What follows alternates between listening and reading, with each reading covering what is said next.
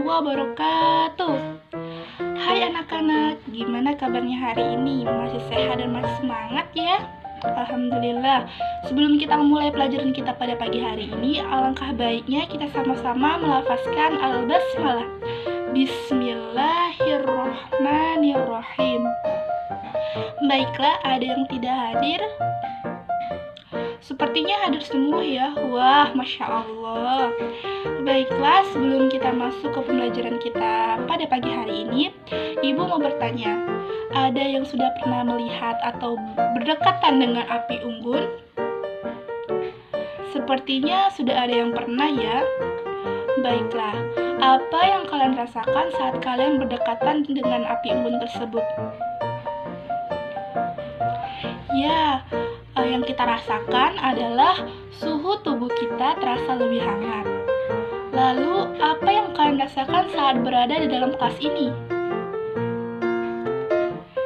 Ya, kita merasa lebih panas dan terasa lebih hangat. Lalu, dari mana asal rasa hangat dan rasa panas tersebut? Ada yang bisa menjelaskan atau menyebutkan?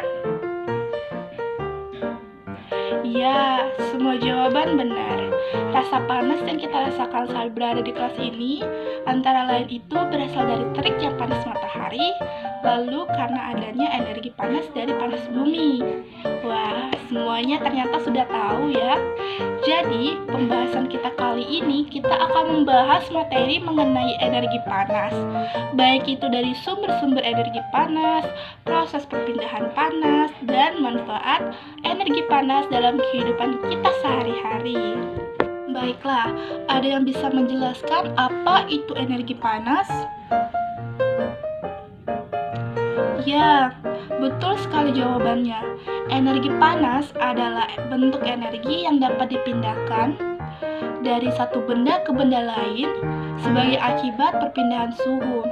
Atau bisa kita jelaskan, energi panas adalah energi yang berasal dari kerak bumi atau sumber-sumber lain yang dapat menghasilkan panas. Energi panas tidaklah diam dan selalu mengalir dari benda yang memiliki suhu yang lebih tinggi ke benda yang memiliki suhu yang lebih rendah.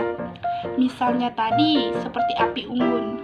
Api unggun itu merambat melalui udara untuk menghangatkan orang-orang di sekitarnya. Baiklah, kita masuk ke materi yang kedua, yaitu mengenai sumber energi panas.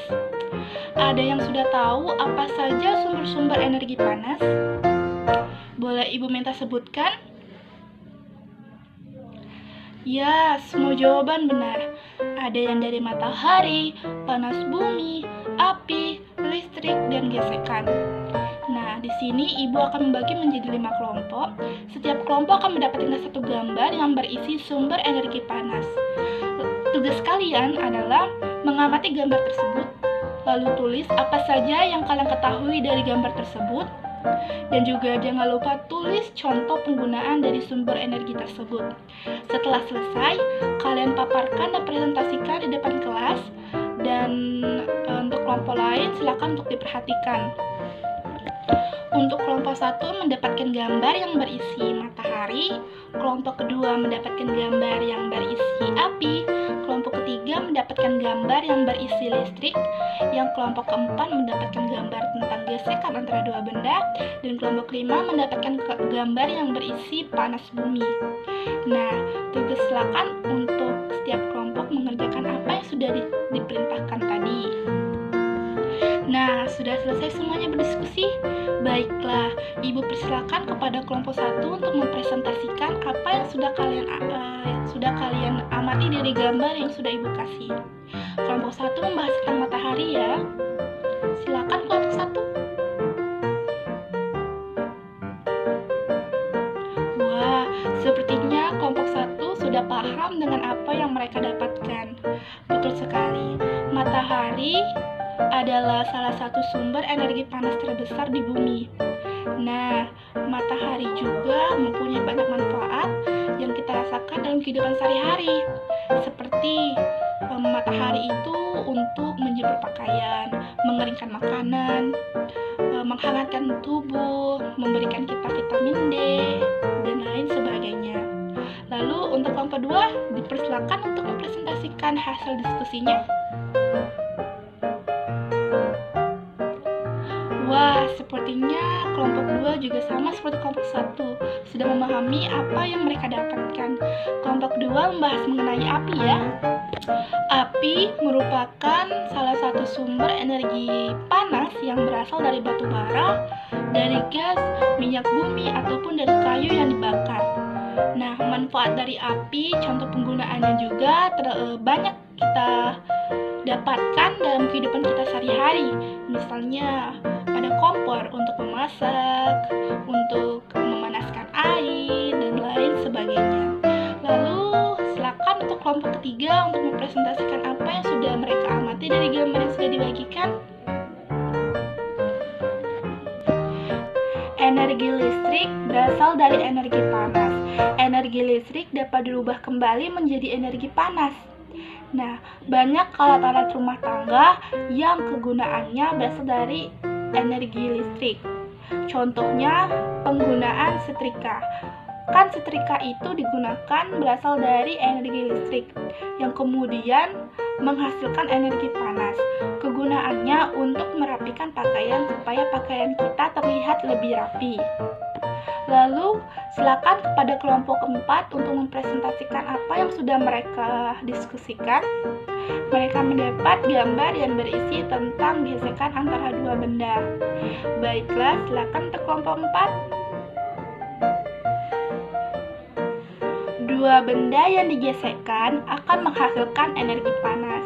Contohnya adalah kedua tangan kita. Kita gosokkan kedua tangan kita sampai kita merasakan adanya energi panas.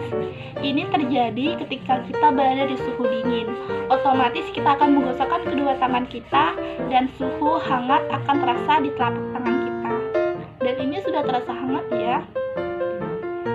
Terima kasih kepada kelompok 4, presentasinya sudah sangat bagus. Lalu yang terakhir kepada kelompok 5 untuk mempresentasikan apa yang mereka diskusikan. Kelompok 5 mendapat gambar yaitu panas bumi. Energi panas bumi adalah energi yang berasal dari dalam perut bumi. Adapun contoh penggunaan dari energi panas bumi yang pertama itu sebagai sumber alternatif untuk membangkitkan listrik. Lalu biasanya juga digunakan sebagai sumber pemanas di gedung-gedung besar.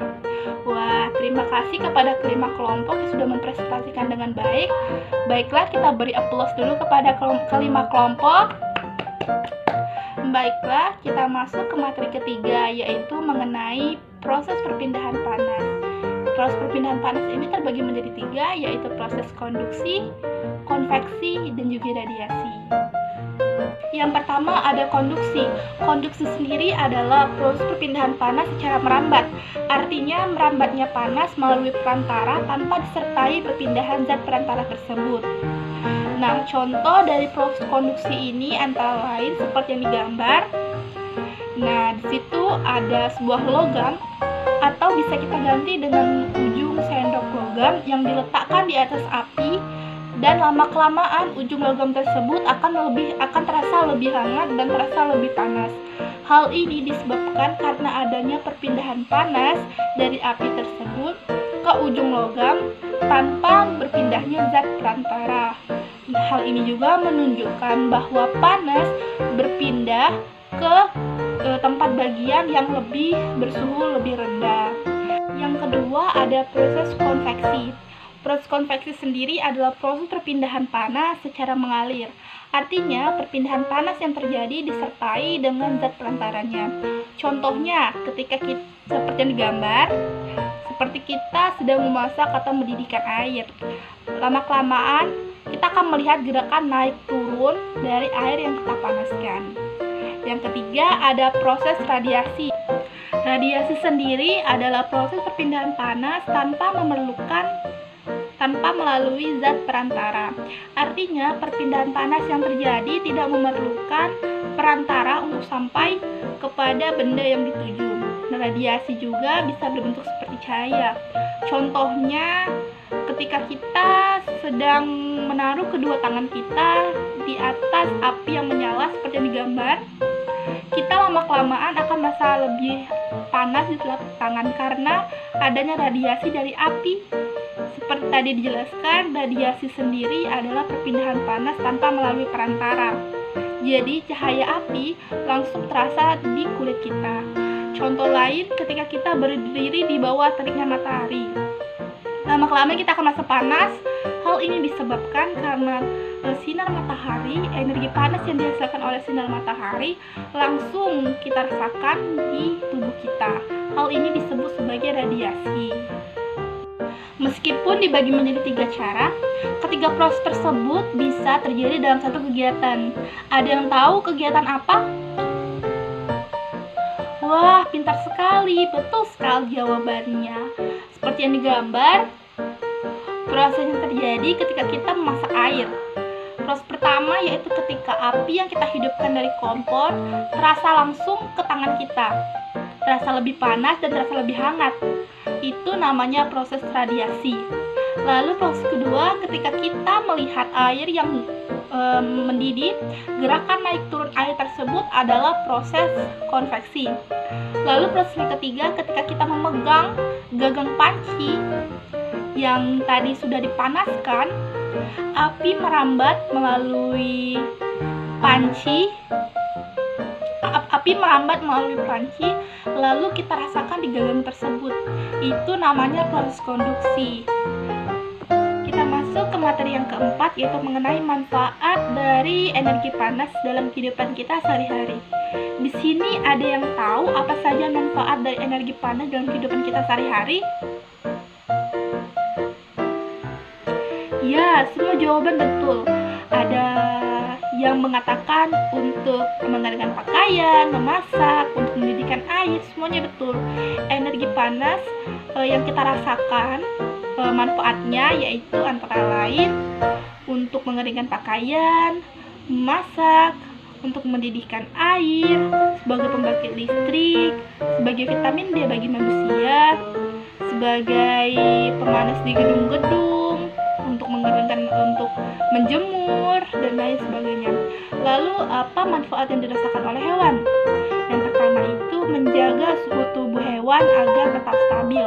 Yang kedua itu memperlancar proses pencernaan makanan hewan. Yang ketiga itu sebagai proses untuk membantu adaptasi hewan. Lalu apa manfaat energi panas terhadap tumbuhan?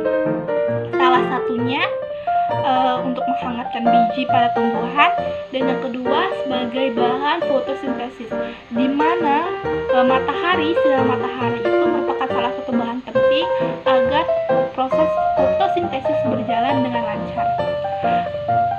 Baiklah, dari keempat materi yang sudah dijelaskan sebelumnya, apakah ada yang ingin bertanya?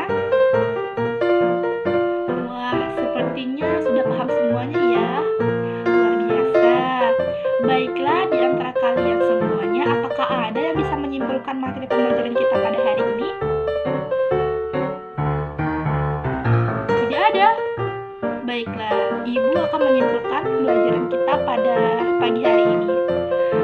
Jadi, kesimpulannya, energi panas itu adalah energi yang berasal dari sumber-sumber yang dapat menghasilkan panas, seperti matahari, panas bumi, api, listrik, dan juga gesekan dua benda. Lalu proses perpindahan panas itu terjadi dengan 3 cara, yaitu konduksi. Konduksi sendiri adalah proses perpindahan panas melalui perantara tanpa disertai perpindahan zat perantara tersebut. Yang kedua ada konveksi, di mana proses perpindahan panas secara mengalir. Dan yang ketiga ada radiasi, di mana proses perpindahan panas tanpa melalui perantara sehingga langsung kita rasakan.